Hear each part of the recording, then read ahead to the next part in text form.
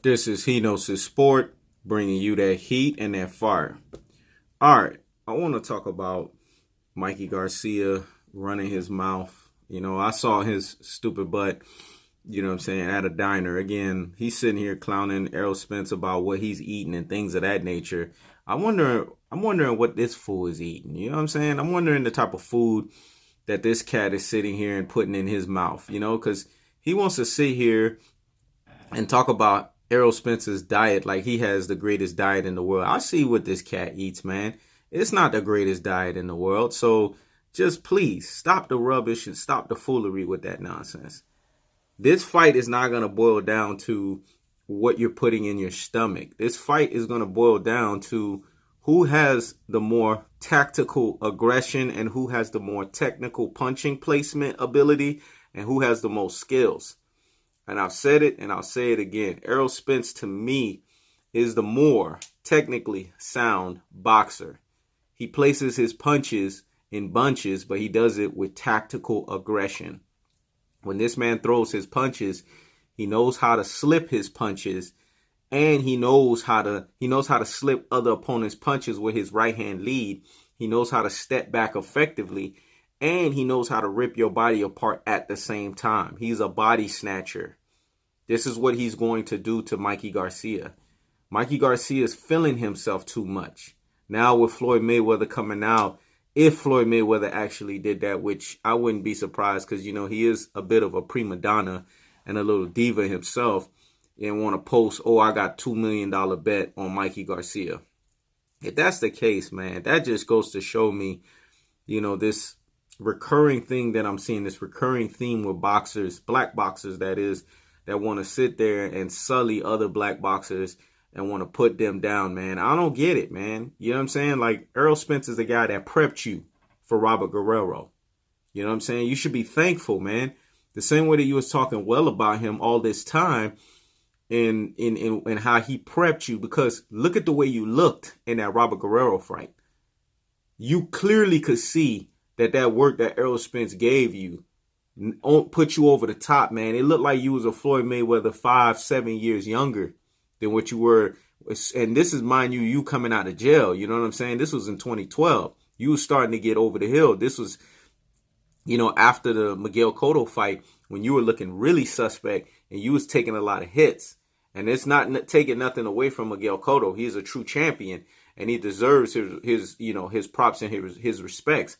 But a Floyd Mayweather on his dean and on his stuff and on his shit, he's not going to sit there and take hits the way that he took, in that fight against Miguel Cotto. So it was smart of you to bring your dad back in because your defense was starting to wane. But it was even more smart that you brought Errol Spence in for that work, because Errol Spence gave you that work. He prepped you, man. That black eye he gave you, that you firing him, in training camp, but then making sure you brought him right back because he was putting it to you. Like he said, when they asked Errol Spence, man, what's up with you? What's up that when Errol Spence, after he fought Campo and he was getting ready to go into that limousine, man, you remember that epic sparring session with you and Mayweather? What they say about you in the Mayweather gym? And then he said, savage. I'm a savage. I'm a savage. Because he knows.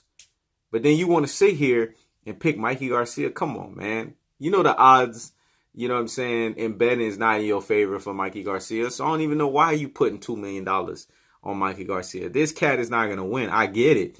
Because you're thinking about it from the standpoint of, he's the underdog. And if he wins, your spread is going to be crazy and you're going to win a lot of money. But you're not, let's keep it real. You're not thinking about it from that standpoint. You more, I've seen you do this. This is a pattern with you. You've done it with Andre Ward. You've done it to a lesser degree with Terrence Crawford. And now you're doing it with Errol Spence. You've done it sometimes with Errol Spence before in the past, but now it's showing more prevalent. Anytime someone is threatening, folks forgetting you or you not being reminded anymore in boxing, you want to come here and try to, sully them or say something. Then you with that little sly dig. Oh, I see what Mikey Garcia sees. Come on, man. You was the same one. That's what I said. You sound like a hypocrite, man. You double talking, man. You was the same one saying, I don't see Mikey Garcia having a chance against Errol Spence because, it's just too much of him. It's too much. he's going up too many weight classes to try to fight this monster, to fight this guy, this alpha, you know what I'm saying? This top dog, this dog in the welterweight division, you know? So I don't see what everybody else sees, you know? And you said it, that you didn't see Mikey Garcia winning, but then now you want to change your tune and bet on Mikey Garcia? Come on, man. You're just being a hater, man. You know, and again, it's that stuff that everybody keep talking about. And I'm starting to believe more and more that it's true that anytime somebody threatens your legacy and they're trying to, you know, push their way, you want to hate on them, man. You want to be jealous on them. And that's just ridiculous. You know, this is the thing, like, celebrate the guy. You know what I'm saying? Like, this is a new black fighter that's coming up trying to do his thing. He should be celebrated, not sitting here being hated on. You know, he's a guy that no one wants to fight in the welterweight division. He's the boogeyman for a reason, so he should be celebrated. But, you know, I had to say that real quick because I'm sick and tired of that nonsense. But back to Mikey Garcia. You looking past Errol Spence, you sitting here at a restaurant in a diner talking about Manny Pacquiao. Yeah, after I'm done with Errol Spence, like Errol Spence is just going to be lightweight, light work. He going to be easy work? Are you freaking kidding me? Dude, you better put those tacos and those burritos and those nachos down, and you better sit here and you better train, man. You better work on that damn midsection. Because like I said before, I've seen guys with better midsections, tighter midsections get swallowed up and destroyed by Errol Spence. You sitting here eating too much. You're not training. And this snack training that I'm seeing you doing, you know what I'm saying? When I'm watching these ES videos, ES News videos, I don't see nothing special, you know, and I'm going to keep it real. All these opponents you fought, man, you know, they were either over the hill or they were already battle worn. And a lot of people don't want to mention that. These Mikey Garcia fanboys, these Rudy Poos and these plums of the world, they don't want to admit the fact that Mikey Garcia either fought people that were past their prime or they were young, but they were battle worn. They were beaten down. All you got to do is look at his resume. You'll see what I'm talking about. Everyone that he's fought, Salido, Martinez, you know, the list goes on and on, man. Lipinets exposed him. You know, Lipinets put it to him.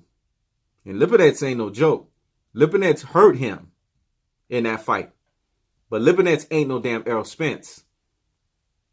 So right there, that showed me, you know, he can't take a body shot. Because if you're taking a body shot at the level of Lipinets and he's exposing you and he's hurting you, Errol Spence is bigger, man. He's stronger, man.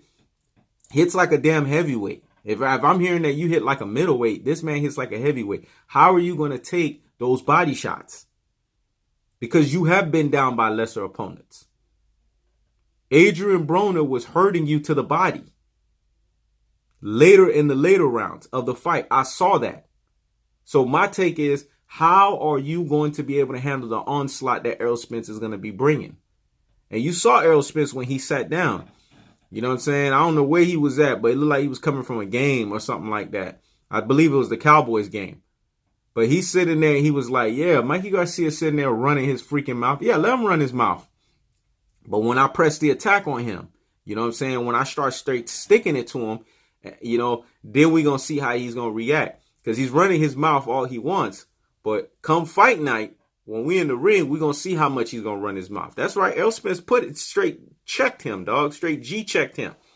He straight sunned him real quick. He was like, when we can step into that ring, you know what I'm saying, and I start pressing him and I start putting that pressure on him, we're going to see how he's going to react. Because I'm telling you, if I'm Mikey Garcia, you're already going to get out of there in 5 rounds. You're going to get TKO. You're going to get destroyed. You're going to get demolished.